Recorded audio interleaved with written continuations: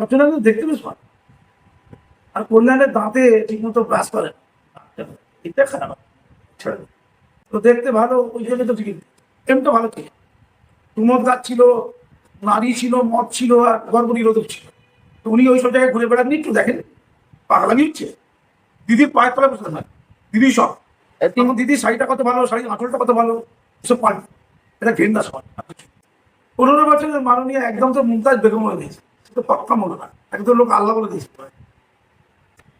কত লোক তো খুন করে দর্শকদের ঘুরে বেড়াচ্ছে। তো মোল্লাদের ক্ষেত্রে নিয়মটা আলাদা হলো, মোল্লা গেল। মুসলমানরা যারা মনে করছে অভিন্ন দেওয়ানি বিধি কেন মানবো, তাহলে আপনি অভিন্ন ফৌজদারি বিধি মানছেন। দীর্ঘদিন ধরে মোল্লাতন্ত্র আর গুন্ডাতন্ত্র মুসলমান সমাজকে খুলে ফেলছে। একদিকে ইমাম মৌলানাদের দাপট, অন্যদিকে লুটেরা খুনিদের দাপট, মোস্তান তোলাবাজ, সেই সরকার, সেই শাহজাহান থেকে দাপট, তাই তো। বিজেপি দাবি করছে আমরা জাতীয়তাবাদী, কংগ্রেস বলেছে আমি নেহরুবাদী, সিপিএম বলেছে আমি মার্ক্সবাদী, স্ট্যালিনবাদী, লেনিনবাদী, তৃণমূল বলেছে আমি মমতাবাদী। সেই জোড়াটা ছিল কমপ্লিট নাটক। দিদি এই নাটক করে ভালো লাভবান হয়েছে, নাটকে পয়সা দিতে পারে না দিদি, ভোট কমপ্লিট নাটক।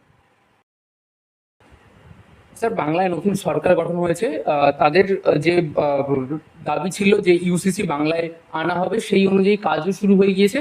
কিন্তু বহু আগে থেকে আপনি নিজেও বলেছিলেন যে ইউসিসির মতো বিভিন্ন বিল এই বাংলায় আসা দরকার। এই প্রসঙ্গে কিভাবে দেখছেন, যখন বিভিন্ন জায়গা থেকে এই বিলটির বিরোধিতা করা হচ্ছে, আপনি তো বহু আগে থেকে সমর্থন করছেন। দেখুন, আমি সমর্থন করেছি নীতিগত কারণে, যে একটা নারী, একটা মহিলা, সে সম্পত্তিতে পুরুষদের সমান, বোন ভাইয়ের সমান অধিকার, অসুবিধা কি আছে? আমাদের অর্ধেক আকাশ নারী, নারীদের শ্রদ্ধা করি বললে শ্রদ্ধা করা হয় না। একটা স্বামী, একটা স্ত্রী আছে, ভালো স্ত্রী, তবু সে 4টে বিয়ে, ছোট বাচ্চা পড়াশোনা করছে, ধর্মের সুযোগ আছে বলে তাকে ধরে বাল্য বিবাহ করে সে চায়নি স্কুলে যেতে। এটি নারী, সে উইল করতে চায়, উইল কাউকে সম্পত্তি মিল করতে পারবে, সে কাউকে দত্তক নিতে পারবে, তাকে তালাক দেওয়া হলো, মেনটেন্স দেওয়া হলো, 4-5টা বাচ্চা নিয়ে না খেয়ে থাকে। স্বামী আবার হঠাৎ করে মাথা গরম করে তালাক দিয়ে দিল, তালাক দিয়ে আবার তাকে নিতে ইচ্ছে করলে সেই বউকে অন্য কাউকে বিয়ে দিতে হবে, অন্য কাউকে বিয়ে করে সে তালাক দিলে তবে প্রথম স্বামীকে যাবে, একে নিখাও আলাদা পাবে। মানুষ সবচেয়ে বড় কথা, ধর্মের নীতি, ধর্মের আদর্শ, ধর্মের আইন কখনো মানবতার উঠতে পারে না। ভারতের সংবিধানে ধর্মীয় স্বাধীনতার অধিকার আছে, সংবিধানের 25 ধারা থেকে 29 বা 30 ধারা আছে। তা কি মানবাধিকারের উপরে হতে পারে? ভারতের সংবিধানে তো সাম্যের অধিকার আছে, তারা সবাই সমান। তাতে এটা ক্লাস করছে। যদি ধর্মীয় অধিকার সাম্যের অধিকারকে ক্লাস করে, আমরা কোনটা মানব? আমরা যেটা যুক্তিসঙ্গত, যেটা মানবিক, যেটা ন্যায়, সেটা মানব।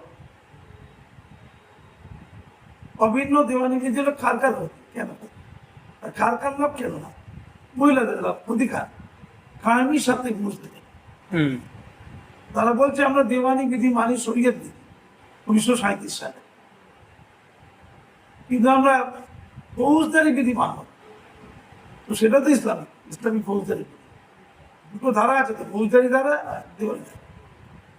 এবার আমি তোমাকে ধরো ইট দিয়ে মারলাম, তাহলে বিচার যখন হবে ফৌজদারি ধারার মতো হবে, সেটা তুমি ভার্সেস স্টেট। আমি তোমার সম্পত্তি খেয়ে দিলাম, সেটা কিন্তু স্টেট দেখে না, সেটা তুমি ভার্সেস আমি। এবার অসহায় মানুষরা যদি দেওয়ানি বিধির বলি হয়, সরকার তো দেখতে পাচ্ছে না, ব্রিটিশরা তাই করেছে, এই ফৌজদারি বিধিটাকে তারা সবার জন্য অভিন্ন করেছে, কিন্তু দেওয়ানি বিধিটাকে ভিন্ন করেছে। তারা স্বার্থে করছে যে আমরা ঝামেলায় যেমন ওরা ওইটা নিয়ে থাকবো, ওরা ওর বউকে কি করবে ওরা ঠিক করবে, কিন্তু আমাদের বাণিজ্যিক স্বার্থে, উপযোগীর স্বার্থে ফৌজদারি বিধির এক করে। তো মুসলমানরা যারা মনে করছে অভিন্ন দেওয়ানি বিধি কেন মানব, তাহলে আপনি অভিন্ন ফৌজদারি বিধি মানছেন। আমরা তো আইপিসি, ভারতীয় পেনাল কোড অনুযায়ী শাস্তি সবার হয়, তুমি অন্যায় করলে যা শাস্তি, তুমি হিন্দু, আমি অন্যায় করলে তাই শাস্তি, আমি মুসলমান। কিন্তু আমার তো তাহলে ইসলামের মধ্যে শাস্তি হচ্ছে। যদি অভিন্ন দেওয়ানি বিধি না মানতে চাই, তাহলে অভিন্ন ফৌজদারি বিধি মুসলমানে মেনেছে। ইসলামিক মতে ফৌজদারি বিধি যদি লাগু করা হয়, হুম মানে দেওয়ানি বিধি, ভিন্ন দেওয়ানি বিধি নয়, ভিন্ন ফৌজদারি বিধি, ধর্মীয় ফৌজদারি বিধি ইসলামিক ক্ষেত্রে, তাহলে হাত কাটলে, মানে চুরি করলে হাত কাটে। হুম তাহলে মুসলমানদের অনেক কিছু দেখা যাচ্ছে ফিরাদা কি আছে, ওয়াকাফ চুরি করেছে, হাত কেটে দেবে। ধর্ষণ করলে, খুন করলে পাথর দিয়ে মেরে দাও, রজম করে। তো কত লোক তো খুন করে ধর্ষণ করে ঘুরে বেড়াচ্ছে। তো মোল্লাদের ক্ষেত্রে নিয়মটা আলাদা হলো, মোল্লাগুলো গেল, কঠিন শাস্তি আছে। তাহলে যে মুসলমানরা বলছে আমরা শরীয়ত মানি, আমাদের শরীরে হাত পাচ্ছে, তাই আমরা অভিন্ন দেওয়ান বিধি চাই না। আমি তাদের বলি অভিন্ন ফৌজদারি ভিতরে চল। তাহলে প্রশ্ন হচ্ছে ফৌজদারি বিধির ক্ষেত্রে ক্ষতিগ্রস্ত হবে কারা? পুরুষরা। ধর্ষণ পুরুষরা করে, বিচারমানি সাধারণত পুরুষরাই করে, মহিলারা কটা করে। কিন্তু দেওয়ানি বিধির ক্ষেত্রে ক্ষতিগ্রস্ত হচ্ছে মুসলিম নারীরা, তাহলে এটা পুরুষরা সেটা।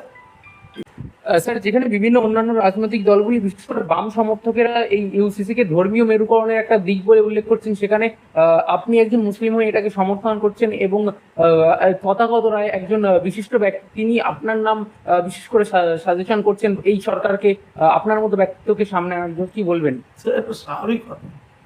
দেখুন, কংগ্রেসের মুসলিম ভোটের ব্যাপার ছিল, তাই শাহবানু মামলার ক্ষেত্রে যখন মেন্টেন্স দেওয়ার দাবি উঠেছিল, কংগ্রেস প্রচুর আন্দোলনের ফলে, মোল্লাদের আন্দোলন, সেই দাবি মানে অর্থাৎ মরে যায়, শাহবানু মরে যায়, খেতে হবে তাকে, তার বুড়ি বয়সে তার স্বামী থেকে তাড়া দিতে, মনে আছে তো, রাজীব গান্ধী সব নেপথ্যে মুসলিম 34 বছর বাংলাদেশের জন্য মুসলিম হচ্ছিল, ছিল না।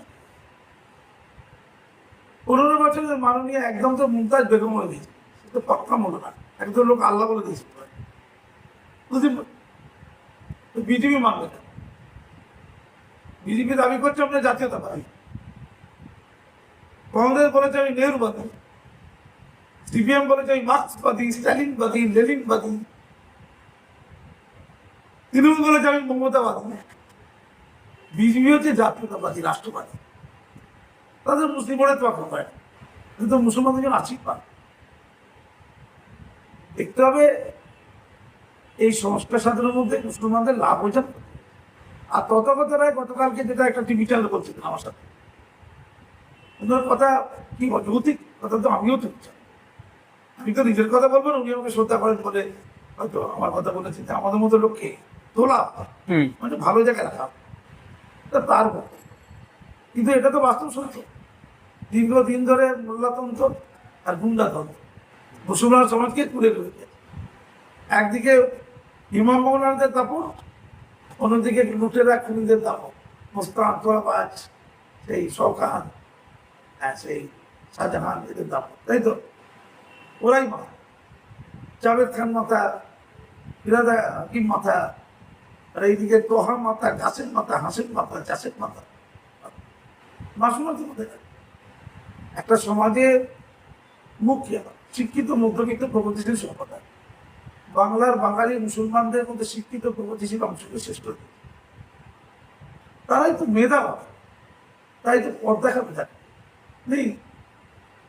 এইটা হচ্ছে একটা অসুখের নাম। কথকতারা বলতে চেয়েছেন এমন মানুষরা কেন সমাজে মুখ হবে, রাষ্ট্রের মুখ হবে কেন? তোয়াশির দিকে রাষ্ট্রের মুখ হবে, মানে বলল তো ইমাম মোলা, এটা খুব বড় কিন্তু বাইনারি। বিজেপি সরকারের উচিত সবগুলো উৎখাত করা, এই বাইনারিটা শেষ করে দেশের জন্য, মানুষের জন্য, সমাজের জন্য, এবং মুসলমান সমাজে উচিত এই সমাজের মধ্যবিত্ত শিক্ষিত জাতীয়তাবাদী মূল সূত্রটাকে মানুষদেরকে সামনে দিকে এগিয়ে দেওয়া, তাদেরকে মুখ করা। ধন্যবাদ।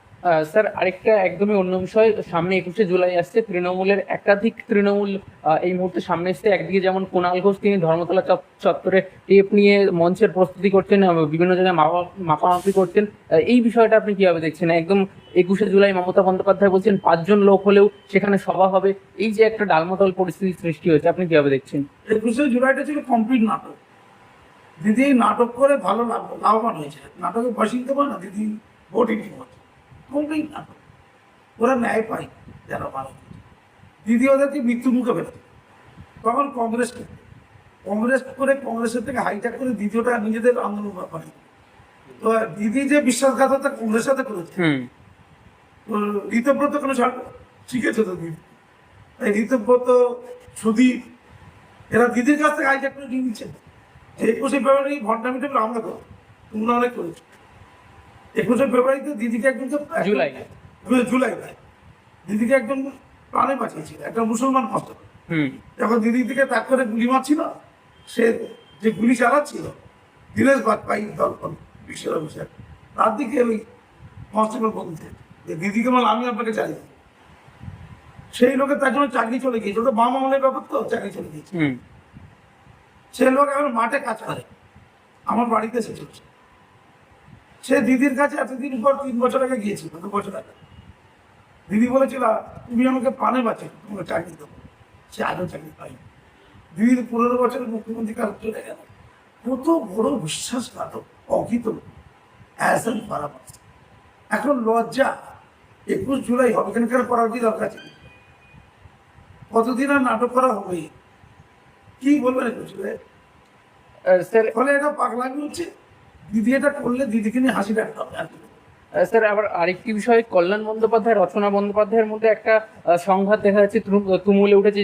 এক সময় আমরা দেখেছিলাম কল্যাণ বন্দ্যোপাধ্যায় রচনা বন্দ্যোপাধ্যায়ের সঙ্গে অন্য একজন প্রাক্তন বিধায়কের ঝামেলাটা নিয়ে মিটিয়েছিলেন, এখন তার সঙ্গে রচনা বন্দ্যোপাধ্যায়ের ঝামেলা হচ্ছে।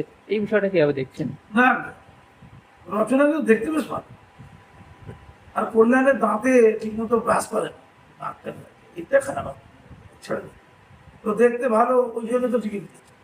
শতাব্দী বলেছিল যে আমি কত উন্নয়ন করে দিচ্ছি বলো তো, আগে তোমরা টিকিট কেটে আমাকে দিচ্ছি, এখন ফ্রিতে দিচ্ছ। আর রচনা তো ধোঁয়া দেখতে পারে, শিল্প মানে ধোঁয়া, শ্মশানের পাশ দিতে হবে রচনা যাচ্ছে। রচনা বন্দ্যোপাধ্যায় অনেকগুলো, যেমন পুরীতে না একটা শ্মশান আছে, কি নাম বলে, প্রচুর ডেড বডি ওখানে দেখা যায়। রচনা ওইটা দিয়ে গেলে কি বলবো, শিল্প বিপ্লব হয়েছে, চারিদিকে ধোঁয়া ধোঁয়া ধোঁয়া, ওপর যে ধোঁয়া খায় তিনি এখন বলছেন যে আমি বহুবার চেষ্টা করেছি তৃণমূলের ভিতরে যে সমস্ত ভুল জিনিসগুলো আছে সেগুলো সামনে আনা, কিন্তু আমি পারিনি। তিনি এই সমস্ত বক্তব্য রাখছেন। তৃণমূলের প্রেমটা ভালো ছিল, প্রমোদ গাছ ছিল, নারী ছিল, মদ ছিল, আর গর্ব নিরোধক ছিল। তো উনি ওই সব জায়গায় ঘুরে বেড়াননি, একটু দেখেন পাগলামি হচ্ছে। দিদির পায়ের তলা বসে না, দিদি সব তখন দিদি শাড়িটা কত ভালো, শাড়ির আঁচলটা কত ভালো, এসব পারবে, এটা ঘেন্না সবার। স্যার একটা শেষ প্রশ্ন করবো, তিনি এখন একটা শেষ কথা বলেছেন যে এই তৃণমূলের অন্দরে এত গোষ্ঠীকণ্ডল, এত দুর্নীতি, তা সত্ত্বেও তিনি আগে বেরিয়ে আসতে পারেননি, তাকে আসতে দেওয়া হয়নি। লোভ মধুরে, আগে আমি মৌচাক থেকে বেরোতে পারি, এখন মৌচাকে মধুর সম্পদ, তাই আমি বেরিয়ে বাইরে থেকে ভঁ করে করছি। যদি গেরুয়ার আমাকে নিয়ে নেয়, একটু শুভেন্দু দলবাদ যদি নিয়ে নেয়, আবার ওখানে গিয়ে মধু খাও। আমার মধুর প্রতি কত টান, ও বিজেপি আমাকে একটু চান। ধন্যবাদ। Thank you sir.